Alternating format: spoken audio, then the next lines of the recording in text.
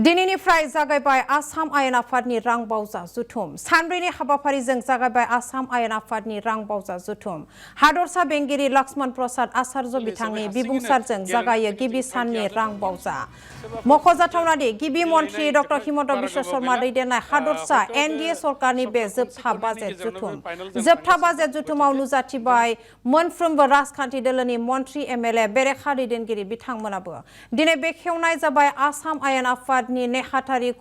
नमा डिजिटल रैखाथुमसालि आरो आलिसा AI for legislative intelligence system of Assam गिबि मन्थ्रि डॉ हिमन्त बिश्व शर्माया खान्थि बायदियै बेखेवना होयो लोगोसे बेखेवनाय हाबाफारियाव नुजाथियो बुंथिगिरि बिश्वजित दैमारी मन्थ्रि चन्द्रमोहन पाटवारी आरो लेङाइ बुंथिगिरि डॉ नमल ममिन बिथांमोना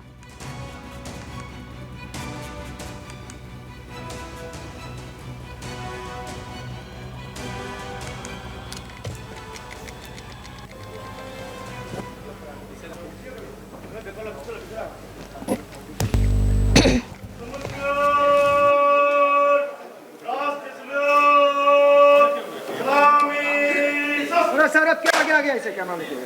जो भी हो इउपिपिएल दल हिसाबै हारसिङैनो गेलेनो थाखाय जों थांखि आजावदों इयुन समाव सोरबाफोर जों मिलायनाय बारा गोबाव गैला বডে কংগ্ৰেছৰ সভাপতিৰ পৰা অপসাৰণ কৰা হৈছে সেইদিনাখনেই মই কৈছিলোঁ যে সাধাৰণ ঘৰৰ ল'ৰা কংগ্ৰেছ দলত নেতৃত্ব ল'ব নোৱাৰে আৰু থাকিব নোৱাৰে বিশেষকৈ অসম প্ৰদেশ কংগ্ৰেছত হিন্দু ল'ৰা আৰু সাধাৰণ ঘৰৰ পৰা অহা ল'ৰা থাকাৰ বৰ্তমান পৰিৱেশ একেবাৰেই নাই কংগ্ৰেছৰ আজি তিনিজন পৰ্যবেক্ষক টিকেট চিলেকশ্যনৰ কাৰণে অসমৰ বিভিন্ন জাগাত বৰ্তমান ভ্ৰমণ কৰি আছে ইমৰান মাছুদ সপ্তগুৰি উল্কা আৰু এগৰাকী আৰু তিনিজনৰ লগতে তেওঁলোকে কাক দিছে এজনৰ লগত দিছে এজনৰ লগত দিছে আব্দুল ৰহিম আৰু এজনৰ লগত দিছে লাহৰীঘাটৰ বিধায়ক আসিফ নজৰ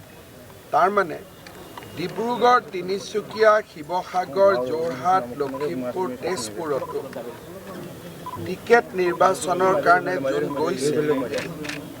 তেওঁৰ লগত কোন গৈছে কংগ্ৰেছৰ তিনিজন সংখ্যালঘু বিধায়ক দিগন্ত বৰ্মন আছিল নন্দিতা দাস আছিল আজি কংগ্ৰেছ দলত এক প্ৰকাৰ হিন্দু সমাজৰ স্থান সম্পূৰ্ণৰূপে কেইদিনমান আগতে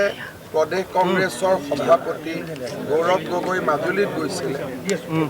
তেওঁ লগত কাক লৈ গৈছিলে অৰ্থাৎ কংগ্ৰেছ দলত হিন্দু মানুহ